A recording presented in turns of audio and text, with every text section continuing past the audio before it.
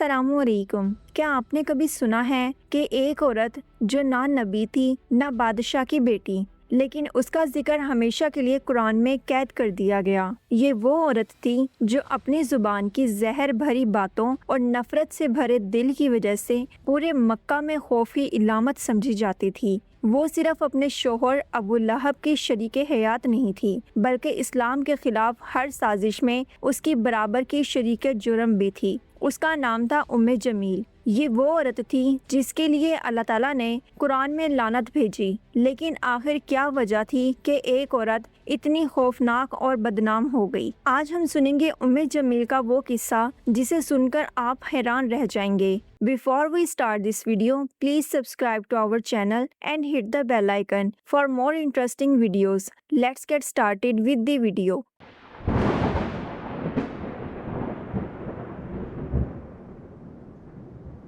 جمیل کا اصل نام تھا اروی بنت حرب۔ وہ قریش کے سب سے بڑے سردار ابو سفیان کی بہن تھی، یعنی ایک طاقتور اور معزز خاندان سے تعلق رکھتی تھی۔ اس کی شادی ابو لہب سے ہوئی، جو بظاہر حضرت محمد صلی اللہ علیہ وآلہ وسلم کے چچا تھے، لیکن حقیقت میں اسلام کے بدترین دشمن۔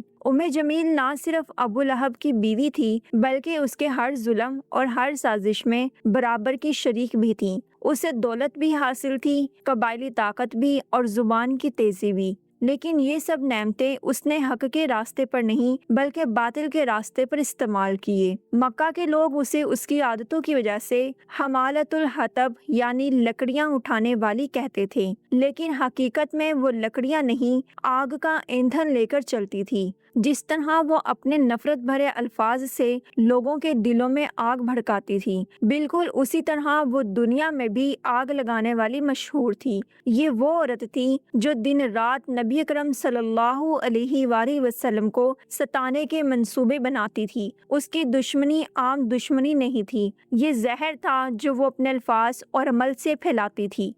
جمیل کی دشمنی صرف دل کے اندر تک محدود نہ تھی، بلکہ وہ ہر قدم پر کھل کر اسلام کے خلاف سازش کرتی۔ صبح ہو یا شام، اس کی سب سے بڑی عادت یہ تھی کہ جہاں سے نبی اکرم صلی اللہ علیہ وآلہ وسلم گزرتے، وہ راستے میں کانٹے بچھا دیتی تاکہ آپ صلی اللہ علیہ وآلہ وسلم زخمی ہو جائیں۔ یہ اس کی روز کی عادت تھی۔ وہ بازاروں اور میلوں میں جا کر لوگوں کو کہتی، محمد جھوٹے ہیں، ان کی باتوں میں نہ آؤ۔ وہ عورتوں کو جمع کرتی، ان کے دلوں میں نفرت بھرتی اور ہر وقت لوگوں کو اسلام سے دور رکھنے کی کوشش کرتی۔ یہ عورت اپنی زبان کی کاٹ کے لیے مشہور تھی۔ وہ اشعار اور جملے بنا کر رسول اللہ صلی اللہ علیہ وآلہ وسلم کا مذاق اڑاتی اور دوسروں کو بھی بھڑکاتی۔ اس کا مقصد صرف ایک تھا کہ مکہ میں اسلام کبھی نہ پھیل سکے۔ قرآن نے اس کی حقیقت کھول کر رکھ دی۔ سورۃ مسد میں اس کے بارے میں کہا گیا ہے،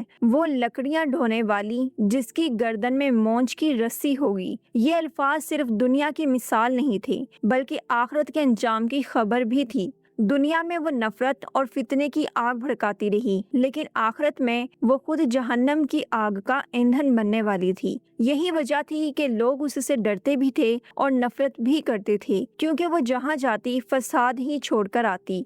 جمیل نے اپنی پوری زندگی اسلام کے خلاف زہر اگلا، رسول اللہ صلی اللہ علیہ وآلہ وسلم کو ستایا اور مسلمانوں کے راستے میں رکاوٹیں ڈالی۔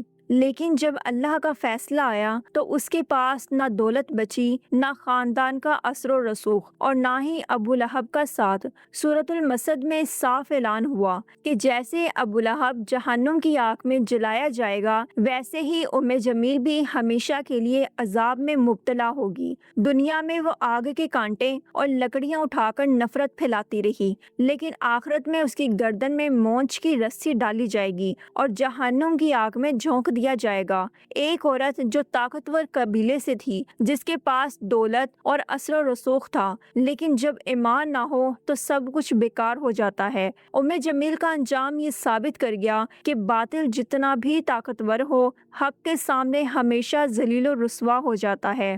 جمیل کا یہ قصہ ہمیں ایک بہت بڑا سبق دیتی ہے کہ طاقت، دولت اور خاندان کچھ بھی انسان کو اللہ کے عذاب سے نہیں بچا سکتے۔ اگر ایمان نہ ہو جمیل کے پاس سب کچھ تھا لیکن ایمان نہیں تھا، اور اس نے اپنی زبان اور اثر رسوخ کو برائی کے لیے استعمال کیا اور ہمیشہ کے لیے برباد ہو گئی۔ ہمیں یہ سیکھنا چاہیے کہ زبان اللہ کی نعمت ہے، اگر ہم اسے بھلائی کے لیے استعمال کریں تو جنت کا راستہ ہے، اگر ہم اسے زہر اور نفرت کے لیے استعمال کریں تو یہی زبان انسان کو جہنم تک پہنچا دیتی ہے۔ یہ تھی کہانی جمیل کی، اسلام کی تاریخ کی سب سے خطرناک عورت جس کا انجام قرآن میں ہمیشہ کے لیے لکھ دیا گیا۔ یہ کہانی ہمیں یاد دلاتی ہے کہ حق کے مقابلے میں کوئی طاقت، کوئی دولت اور کوئی رشتہ کام نہیں آتا۔ Thanks for watching. Don't forget to like, share and subscribe for more videos on interesting Islamic stories. This is me, Aisha. Allah Hafiz.